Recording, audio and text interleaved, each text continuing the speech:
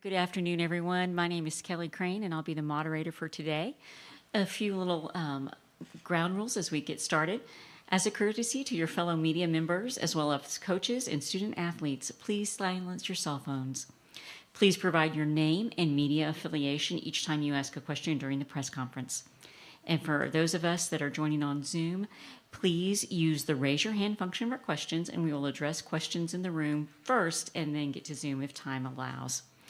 And recording press conferences on cell phones and cameras is prohibited. So we will start first with Jerry Hill.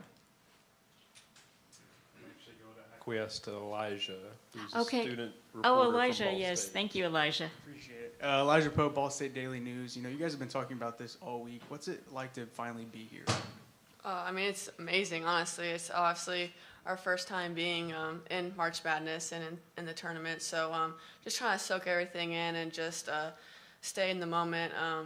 Our president, he came to us a couple weeks ago, and he was just like, the one thing that I kind of wanted to tell you guys is just like, stay in the moment with each other, and like that's kind of what I've been trying to do. And again, this is our last time, so I only get this once. So I'm just trying to be grateful for all this and just be in the moment.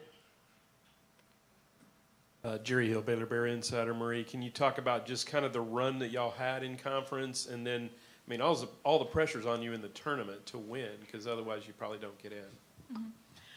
It was a great season. We knew that we were going to come out strong from our preseason. We had a really great opponents that we were able to go against.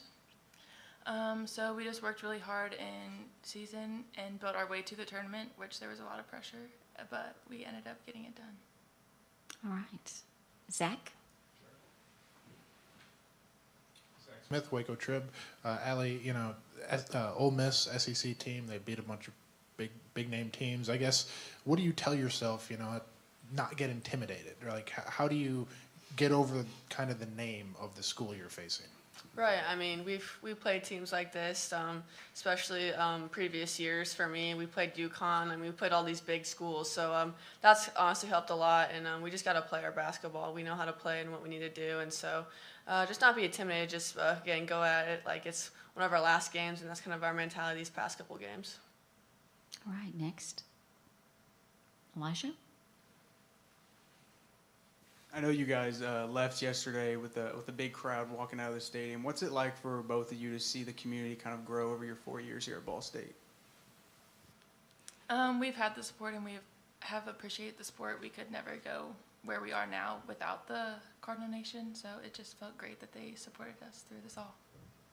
Yeah, I mean, it's fun to see everyone come out and support us, and just that big send-off. And I was sitting close to kind of like the Code Red and the cheerleaders and all the band and everything, and I just kind of heard them like talking about like how awesome it is being on this trip, and it's just cool to like kind of take them with us. I mean, it's just one of them was saying like they haven't flown since like their high school year sophomore, so it's just like it's cool for us to give them that experience too. I mean, it's not just us in this tournament, like it's the whole like Ball State Nation, and so it's cool to kind of like sit back and see the perspective of what kind of we've brought to everyone else. And so, just kind of grateful for this opportunity and kind of giving it to other people as well.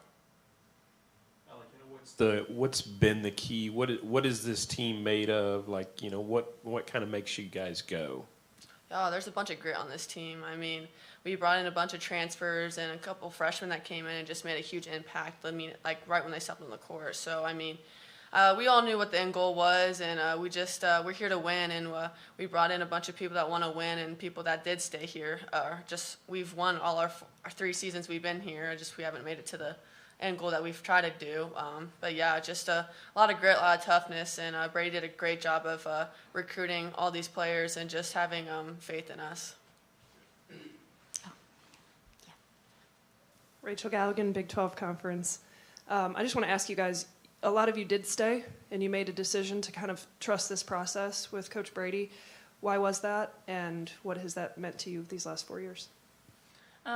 Specifically our teammates, and knowing that like if we stay, we can build what we want to get to, and we've put in the work, so we have gotten what we wanted to get to. So our teammates and our coaches, and just knowing that we all had like the same end goal. Yeah, I mean, I would just say that too, and just like trusting the process. I mean, Brady's kind of instilled in us since day one. I mean, he, especially bringing in me, Maddie, and Marie, and then Alex came in later. He knew we had a special group, and he wanted to keep us. And like, you know, it's easy now to transfer a bunch of NIL money, people going bigger, all this and that. So I mean, I think we really wanted to win, and we knew what we were capable of. And yeah, it's just the teammates really just kind of like kept us together. And yeah, it's just easy playing for him and just playing with each other too. It's fun, and like I enjoy basketball, and it's easy for people to get down on themselves, confidence level, not doing this and that. But I mean, it's honestly been enjoyable, and then obviously winning's fun. So yeah. All right. Any other questions? Jerry? Elijah? Zach? All right. Well, that's everything. So thank you so much for taking time out for us. Thank you.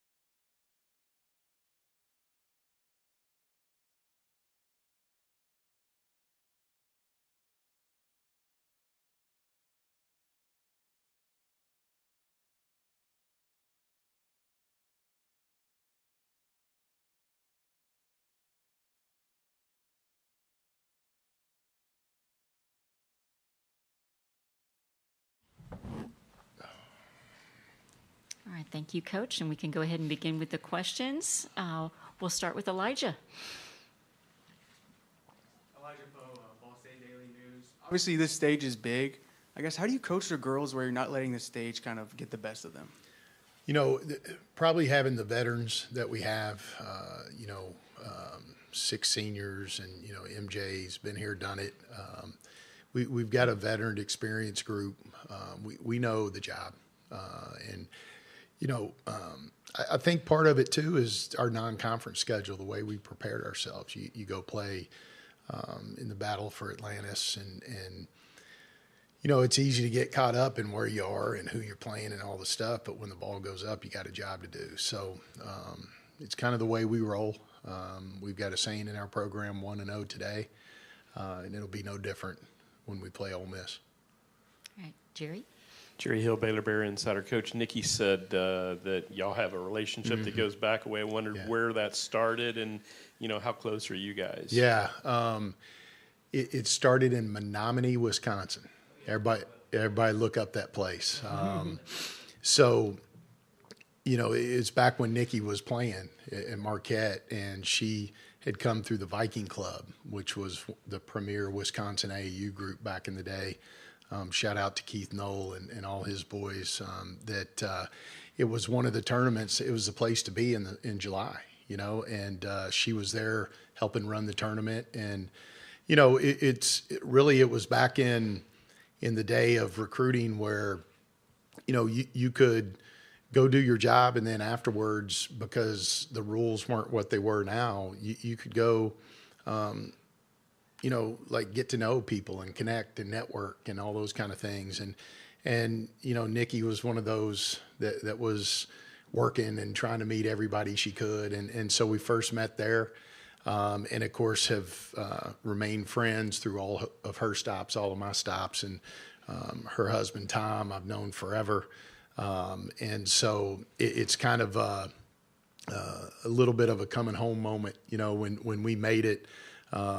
She mentioned the Menominee tie and the good times we used to have up there. But what a great job she's done, and what an absolute star you guys have here.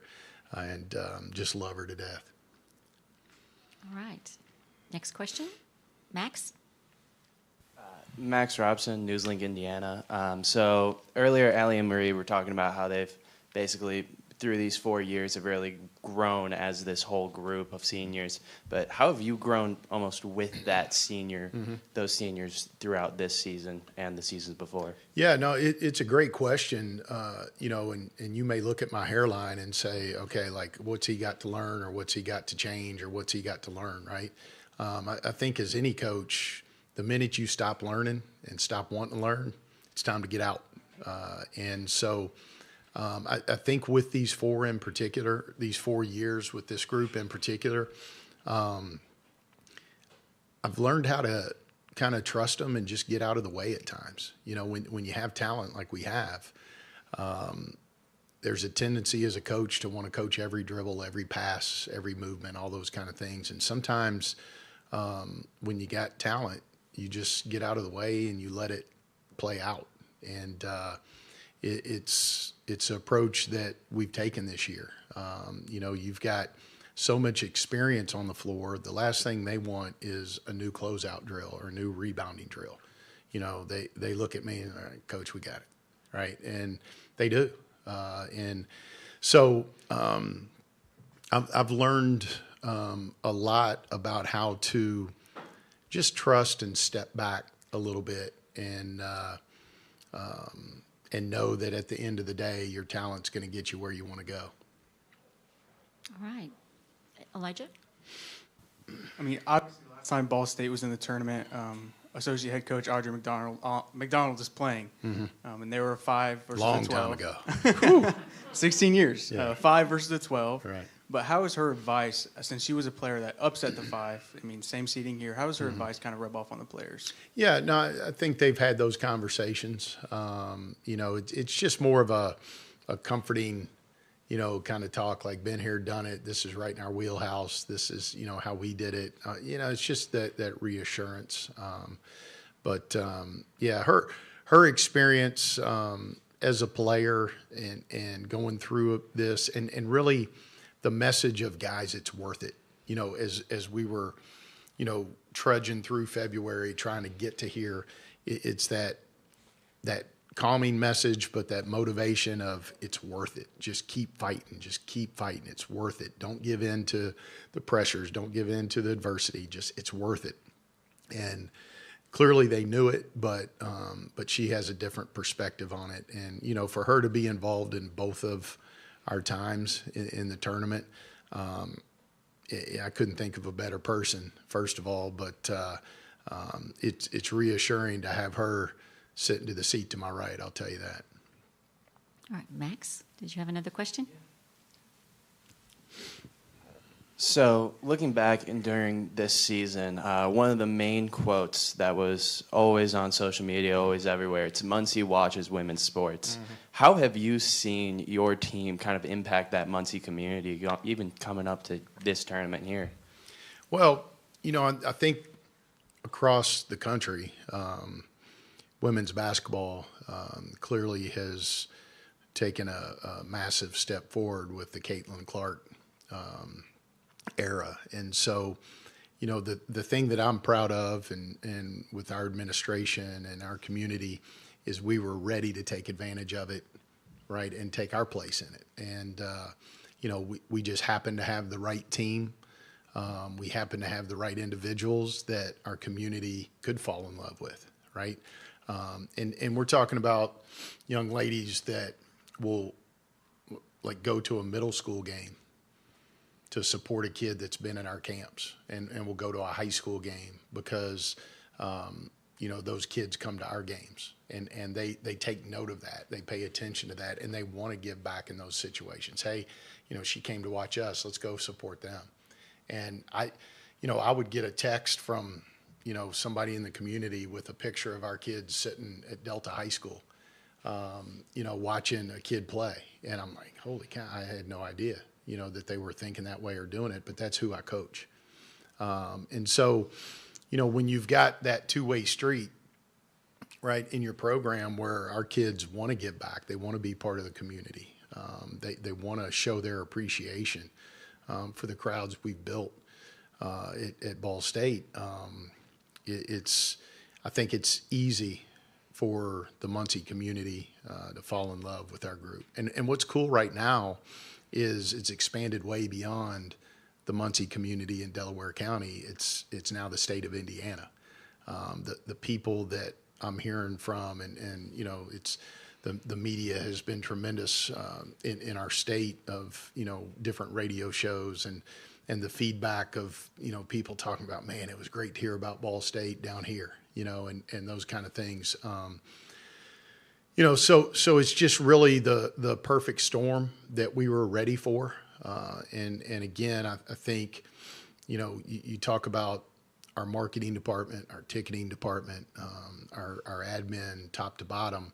I mean, we've got the best social media stud in the country, and I would argue with anybody over that. And you know, I've heard so many people talk about they feel like they know our team because of the work Caroline does for us, and she is an absolute star. And so we're going to hold on to her as long as we can, and get ready to try to hire her when she graduates back there. But you know, it's all of that, right? And I said this after we won our championship. Well, I guess we won two, but after we won the tournament championship, I said, you know, this isn't our championship.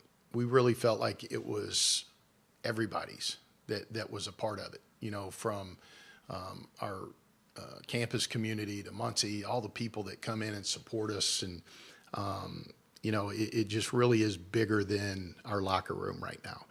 And I think our kids understand that, they appreciate that, and they're playing with that pride behind the Ball State brand right now.